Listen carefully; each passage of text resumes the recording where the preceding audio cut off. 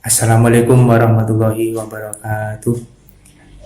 Alhamdulillahirabbil alamin nasta'inu ala umuri dunya wa din syahidina wa maulana Muhammad wa ala alihi washabihi wassalim amma ba'd.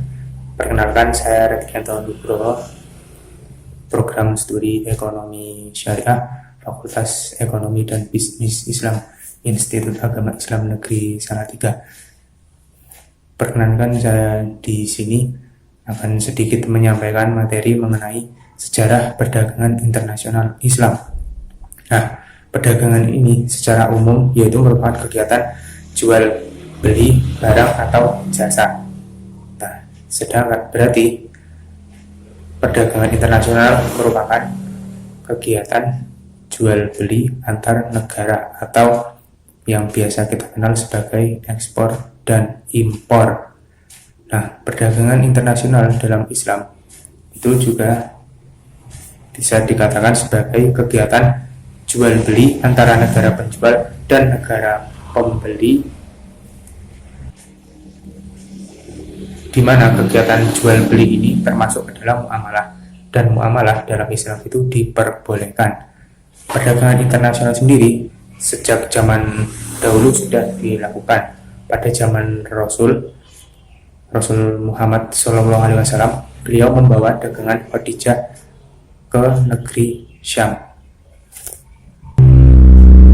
Itulah mengapa Islam memandang perdagangan itu tidak hanya di dalam negeri saja, tetapi juga ke luar negeri. Selanjutnya yaitu tujuan perdagangan internasional Islam. Apa sih tujuannya?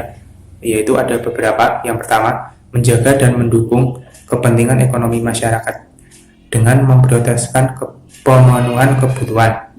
Kemudian, kepastian keadilan dan pemerataan dari transaksi ekonomi yang sesuai dengan aturan syariat. Berikutnya, menguatkan ekonomi dan melayani tujuan komunitas Islam dalam bekerja sama untuk mencapai kesejahteraan global. Selanjutnya yaitu mengenai sejarah perdagangan internasional Islam. Yang pertama yaitu di zaman pra-Rasul atau sebelum Rasul Muhammad. Dalam menjalankan usaha dagangnya, pedagang Arab ini mengatur strategi, yaitu dengan mengutus kafilah dagang ke daerah utara seperti Syria, Iran, dan Irak, yaitu pada musim panas. Kemudian daerah selatan seperti Yaman dan Ethiopia pada musim dingin. Nah, dalam mengembangkan usaha dagangnya ini, mereka membentuk aneka jenis organisasi usaha kerja dengan negara lain yang membuat perdagangan mereka menjadi maju, sehingga maka menjadi pusat perdagangan yang paling penting di semenanjung Arab. Yang kedua yaitu pada masa Rasul. Nah, di sini mulai ditanamkan larangan riba. Nah, untuk menghilangkan riba ini kemudian diganti dengan cara seperti zakat, sedekah, dan sejenisnya. Hal ini ditandai dengan diwajibkannya sedekah fitrah pada tahun kedua Hijriah, di mana nantinya zakat ini dibagikan kepada 8 golongan yang berhak menerima. Nah, peraturan yang disusun Rasulullah saat itu meliputi pengumpulan zakat, barang-barang yang dikenai zakat, batas-batas dan tingkat persentase zakat untuk barang-barang yang berbeda-beda.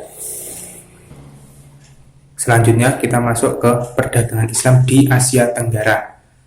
Penyebaran Islam dari Malaka ke arah anak benua India dan Cina, yaitu Kamboja, Laos, dan Vietnam, juga pada intinya terjadi melalui para pedagang Muslim India dan keturunan Tamil.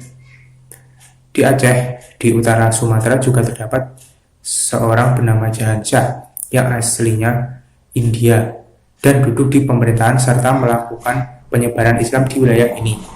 Peran dan pengaruh kaum Muslim India dalam penyebaran Islam di wilayah ini dapat disaksikan di seluruh kawasan lain seperti Filipina dan sebagian Thailand. Nah, saluran Islamisasi melalui perdagangan menjadi salah satu penyebab kuatnya pengaruh peradaban Islam di Asia Tenggara. Hubungan dalam jalur perdagangan inilah yang menciptakan interaksi antara pedagang Islam dan penduduk asli Asia Tenggara. Dari interaksi itu, kemudian muncul pengaruh yang kuat dari satu pihak pada pihak lainnya. Dalam hal ini, pihak yang memberikan pengaruh adalah para pedagang dan ulama dari Arab. Demikian yang dapat saya sampaikan. Kurang lebihnya mohon maaf. Wassalamualaikum warahmatullahi wabarakatuh.